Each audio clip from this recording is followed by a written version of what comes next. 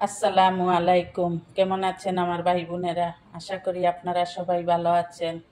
আল্লাহর রহমতেও আপনাদের দোয়ায় আলহামদুলিল্লাহ আমরাও ভালো আছি।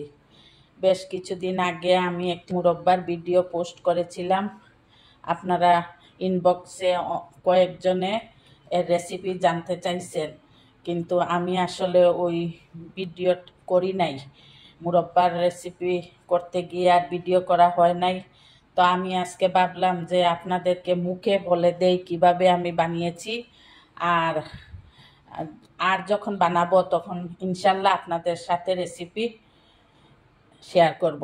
এখন আমি বলি, এই মুরব্বাটা দেখে কি আপনারা বুঝতেছেন এইটা পাকা চাল কুমড়া না আমরা যে রান্না করে খাই জালি চাল কুমড়া, সেইটা দিয়ে আমি মুরব্বা বানিয়েছি?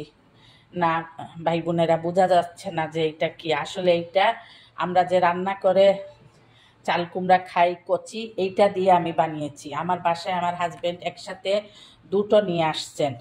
তা আমি ভাবলাম একটা দিয়ে তরকারি খাই আর একটা দিয়ে মুরব্বা বানাই। তা আমি প্রথমে কি করছি, ছিলে নিছি বড় বড় পিস করে। চাল কুমড়ো ছিলে নিছি, নেয়ার পরে আমি কাঁটা চামচ আছে না, কাঁটা চামচ দিয়ে একটু কুচিয়ে নিয়েছি, কারণ ছোটো টুকরা করলে কুচিয়ে নিতে কষ্ট হয়, বড় বড় পিস থাকলে কুচিয়ে নিতে ভালো হয়। তখন আমি কুচিয়ে নিয়েছি। নেয়ার অর্থ হলো যে ভিতরে চিনির শিরা পৌঁছে যাবে এবং ভিতর জুসি হবে, সেজন্য। তারপরে আমি কুচিয়ে 14 ঘন্টার মতো চুনের পানির মধ্যে, সাদা একটা বোলের মধ্যে পানি নিয়ে চুন মিশিয়ে চুনের পানির মধ্যে 14 ঘন্টা কি 13 ঘন্টা হবে আমি ভিজিয়ে রেখেছি। তারপরে ওই চুনের পানি থেকে উঠিয়ে 4-5 বার করে পানি ধুয়ে নিয়ে ফেলেছি, যাতে চুন না থাকে। চুনের পানিতে দেওয়ার অর্থ হলো যে এটা মুরব্বাটা শক্ত হয়, আম হোক পেঁপে হোক আর চাল কুমড়া হোক। আর আমারটা তো কচি চাল কুমড়া, আমারটা তো পাকা চাল কুমড়া না, সেজন্য আমি 14 ঘন্টা, আরও কম রাখলেই হয়। আমারটা কচি থাকায় আমি 14 ঘন্টা রেখে দিয়েছিলাম চুনের পানির মধ্যে। তারপরে উঠাই ভালো করে ধুয়ে আমি ফিটকিরি দিয়ে আরও 4-5 ঘন্টা ভিজিয়ে রেখেছি। তারপরে ফিটকিরি থেকে 4-5 ঘন্টা পরে উঠিয়ে 3-4 বার ধুয়ে আমি গরম চুলার মধ্যে গরম পানি বসিয়ে গরম করে এই চাল কুমড়ার পিসগুলা আমি, ও আচ্ছা বলা হয় নাই, বড় কুচার পরে বড় টুকরাগুলারে আমি এইভাবে ছোট ছোট করে নিয়েছি, কুচানোর পরে নিয়েছি ছোট ছোট করে। তারপরে আমি পানি দিয়ে সিদ্ধ করে নিছি 10 মিনিট। এই চুনের পানি থেকে উঠিয়ে ভালো করে ধুয়ে গরম পানির মধ্যে দিয়ে 10 মিনিট সিদ্ধ করে নিছি। তারপরে পানি আমি জাজরির মধ্যে নিয়ে ছেঁকে নিছি। পানি ছাকার পরে আমি একটা বোলের মধ্যে এই চাল কুমড়োর টুকরোগুলো নিয়ে নিছি। তার ওইখানে আপনাদের আন্দাজ মতো আপনারা কে কেমন মিষ্টি করবেন। আমাদের বাসায় অনেক মিষ্টি খায়, সেজন্য আমি অনেক চিনি দিয়েছি। আপনারা যদি মনে করেন যে এত মিষ্টি করবেন না, তাহলে অল্প চিনি দিবেন। আন্দাজ মতো আপনাদের চাল কুমড়োর আন্দাজে আপনারা চিনি দিবেন। চিনি দেওয়ার পরে দারচিনি, তেজপাতা, লং এগুলা দিয়ে আপনারা এই গরম চাল কুমড়া, পানি জড়ানো চাল কুমড়ার মধ্যে চিনি, দারচিনি এগুলা দিয়ে একটা ঢাকনা দিয়ে ডেকে রেখে দিবেন। একটু পরে চেক করে দেখবেন যে চিনি গলে গেছে কিনা। যদি দেখেন চিনি গলে গেছে, কারণ গরম থাকবে তো চাল কুমড়াগুলো, তখন আপনার সাথে সাথে চিনি গলে যাবে। চিনি গলে এই যে কুচানো ছিল, এর ফলে এর ভিতরে চিনির রস ঢুকে যাবে। তারপরে আপনি একটা হাঁড়িতে নিয়ে, ননস্টিক হাঁড়ি বলেন আর যে কোনো হাঁড়ি বলেন, ননস্টিক হলে ভালো হয়, আপনি চুলায় দিয়ে দিবেন। দিয়ে আপনি প্রথমে একটা বড় আগুন দিয়ে দিবেন জাল, তারপরে মিডিয়ামে করে ফেলবেন। করে আপনি আরেকবার একটু জাল দিবেন, তারপরে লতে করে নেবেন চুলা, নিয়ে আপনি বসাই রাখবেন। যখন দেখবেন যে চাল কুমড়াটা স্বচ্ছ হয়ে আসছে আর চিনি শিরা শুকিয়ে গেছে, তখন আপনি নামিয়ে নেবেন। এই দেখেন আমার শুকিয়ে গেছে, কিন্তু ভিতর জুসি হয়েছে। এই দেখেন কি সুন্দর। এই নামিয়ে নেবেন। নেওয়ার পরে ঠান্ডা করে আপনারা একটা বক্সের মধ্যে ভরে ডিপ ফ্রিজে রেখে দিবেন। আর আমি বলি এইগুলা দিয়ে কী কী করতে পারবেন। কেক বানালে কেকে দিতে পারবেন। যারা ঘরে ব্রেড বানান, ব্রেডের মধ্যে দিতে পারবেন। তারপরে কাস্টার্ড বানাইলে পিস পিস করে কাস্টার্ডে দিতে পারেন।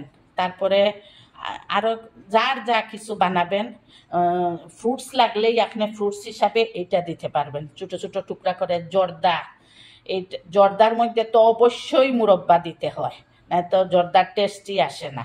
আপনি ছোটো ছোটো করে কেটে, কি আপনার হঠাৎ মনে হলো আপনি খাবেন, আপনি 5 মিনিট আগে ডিপ ফ্রিজ থেকে বের করে 2 পিস হোক 1 পিস হোক আপনি বাইরে রেখে দিলেন, 5 মিনিট পরে ঠান্ডা চলে গেলে আপনি খেয়ে নিতে পারলেন। এই হলো আমার মুরব্বার কাহিনী। এখন বলি আমি কেন কচি চাল কুমড়ো দিয়ে বানাচ্ছি। আমার মা চাচিরা, কি সবার মা চাচিরা আগে একবারে চাল কুমড়োর উপরে চুনের মতো সাদা সাদা হয়ে গেলে এইটা দিয়ে মুরব্বা করতেন। তো এখন তো আমাদের বেশিরভাগ মানুষেরই মা চাচি নাই, আল্লাহ ওনাদেরকে জান্নাতে নিয়ে গেছেন। আল্লাহ যেন ওনাদেরকে, সবার মা চাচিদেরকে জান্নাত নসিব করুন। তো এখন তো আর সব, আমরা তো যারা শহরে থাকি তারা তো আর আমরা ওই সাদা চুনওয়ালা পাকা চাল কুমড়া পাবো না। তো আমি আজ থেকে 10-12 বছর আগে, আমার ভাই বোন সব দেশের বাহিরে থাকেন, তো ওনারা আসার আগে আমি কি করি, পেঁপে, চাল কুমড়া, আনারস এগুলা দিয়ে আমি মুরব্বা বানাই রাখি।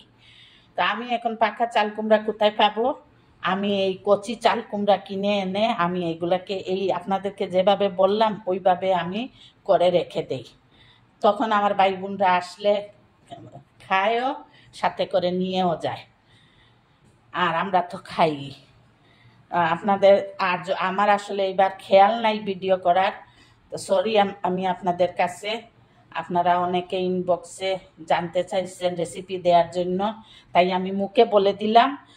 আপনাদের যদি বুঝতে অসুবিধা হয় আমাকে কমেন্টের মাধ্যমে জানাবেন যে কোন জায়গায় আপনাদের অসুবিধা হচ্ছে, আমি আবার আপনাদেরকে বুঝিয়ে বলবো। আর ইনশাল্লাহ আমি পরবর্তীতে বানালে অবশ্যই আপনাদের জন্য রেসিপি রেডি করে আপনাদেরকে দিব। তো আপনারা ভালো থাকবেন, লাইফস্টাইল উইথ বউ শাশুড়ির পাশে থাকবেন। ফেসবুক পেজ থেকে যদি আমাদের ভিডিওটি দেখে থাকেন তাহলে লাইক, কমেন্ট ও শেয়ার করবেন এবং একটা ফলো দিয়ে আমাদের পাশে থাকবেন। আপনাদের শেয়ার আপনাদের ফ্যামিলি ও ফ্রেন্ডসরা দেখতে পারবে আমাদের ভিডিওটি। আর যদি ইউটিউব চ্যানেল থেকে দেখে থাকেন তাহলে প্লিজ আপনারা আমাদের ইউটিউব চ্যানেলটি সাবস্ক্রাইব করে দিবেন এবং শেয়ার করে দিবেন, যাতে অন্যান্যরা আমাদের ভিডিওটি দেখতে পারেন। আমাদের জন্য দোয়া করবেন। ইনশাল্লাহ আমরা এইভাবে আপনাদেরকে ভিডিও দিতে থাকবো। ভিডিওর মাধ্যমে অনেক নতুন নতুন জিনিস, ইনশাল্লাহ আমিও আসলে তেমন কিছু জানি না, তারপরেও যে জানি এই যে কচি চাল কুমড়ো দিয়ে মুরব্বা বানানো যায়, অনেকে কিন্তু জানেন না। আর যদি যারা জানেন না তারা ইনশাল্লাহ আজকে আমারটা দেখে আপনারা শিখে নিলেন। আমার জন্য দোয়া করবেন, লাইফস্টাইল উইথ বউ শাশুড়ির পাশে থাকবেন। আল্লাহ হাফেজ। আসসালামু আলাইকুম ওয়া রাহমাতুল্লাহি ওয়া বারাকাতুহু।